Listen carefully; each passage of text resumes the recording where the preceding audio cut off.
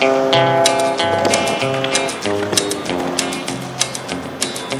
hear the train a-comin', it's rolling around the bend, and I ain't seen the sunshine since I don't know when.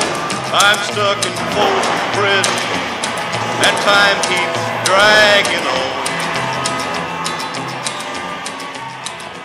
But that train... All right, we're answering the questions you guys asked.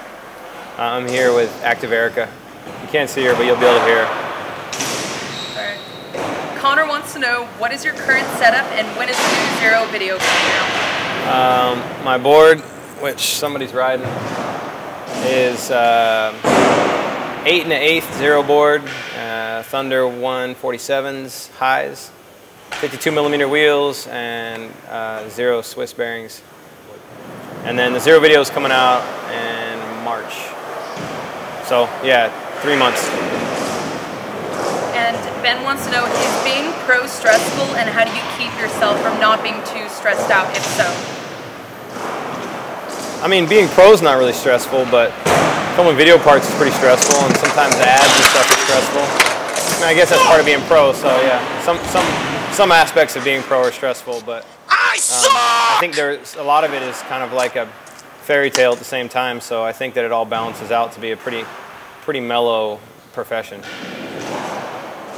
Jeffrey says, hey Jamie, where did you get the inspiration to make Fall In? And I just bought your shoe, the Forte. It's sick. It's so different from your other shoes. How did you think of it? Well, the inspiration for Fall In came from, I felt that there was something in skateboard shoes that was kind of missing, mainly a brand that focused only on skateboarding. A lot of the other brands seem to grow and get bigger and bigger and start focusing on whatever, surfing or snow or motocross or whatever. And I thought that there was the need for a footwear brand that was just focused on skating. So, and I also thought that like there was kind of a shortage of brands that were, footwear brands that were kind of as inspirational as skateboard brands. So I wanted to try and make a footwear brand as inspirational as a board brand. So that was kind of the inspiration for that. And then the Forte, I skated in slip-ons for a little bit, and I was always psyched on that, but it was a little bit, I don't know, kind of not enough of a skate shoe, so I tried to like create a hybrid of a slip-on and a lace-on shoe. And when I was a kid, I skated in chukka boots a lot, and it's kind of like a spin-off of that style of shoe, and I don't know, that's it pretty much.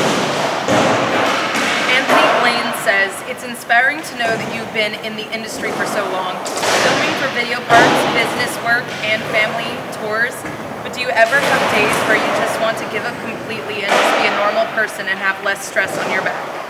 Absolutely. It seems like there's a lot of times where things kind of stack up, and I'll have like a lot of deadlines at once, whether it be like catalogs or videos or whatever, and sometimes I end up really kind of resenting what I do and how much I've taken on, and I just want to walk away from it.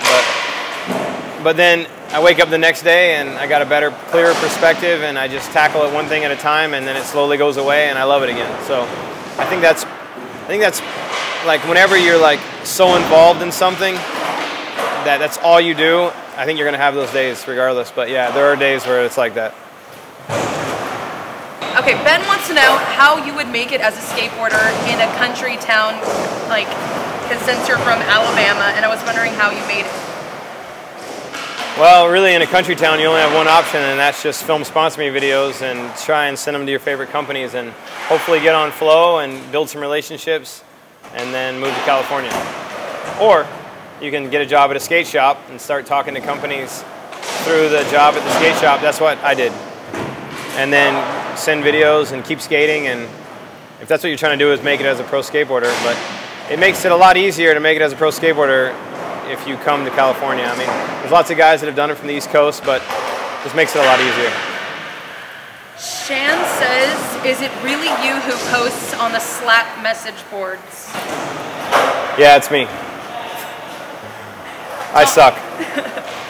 Thomas says, You have already cemented your spot in the legend ranks for your raw street skating and also for what you have given back to the sport. But when do you feel it is time to pass the torch with the cream rising to the top? Secondly, what is your outlook for the future of the sport you helped build?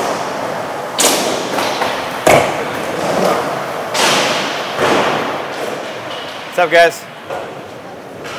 Well, first off, I've been in the process of passing the torch for a long time.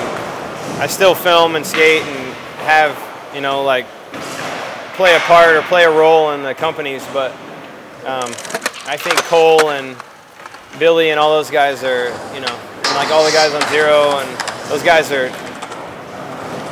they're the future of what we got going on as far as talent goes. So I'm just doing what I do, and that's it. So what was the next part of the question? What is your outlook for the future of the sport you helped build?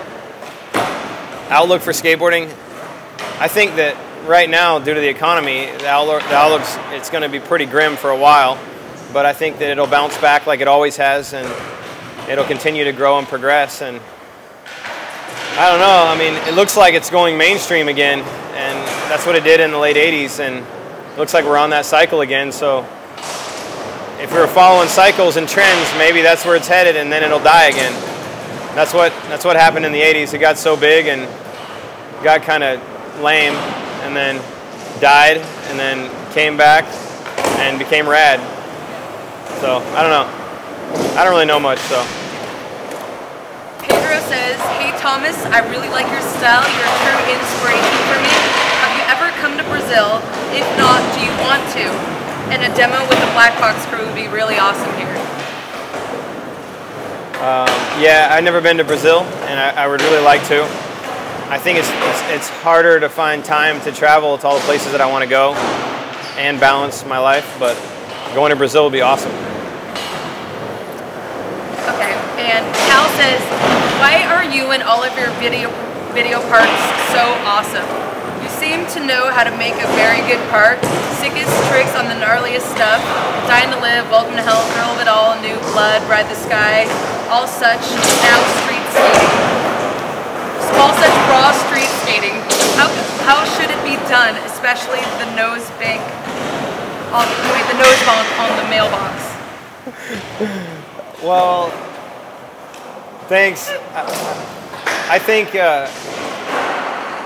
filming video parts is just like anything else. If you focus on, you know, what you can possibly do to make a video part interesting or good, and figure out tricks that you can do that maybe are different than other people, or different interpretations of skateboarding, and try and put it all together in a way that's cool to watch and interesting. And I don't know, I guess that's all there is to it. It's not really like it's rocket science. It's just basically try and figure out if you have something different to offer than what everybody else is doing, and try your best to put that together, and then work hard at it, and work hard at it until it gets good. I don't know.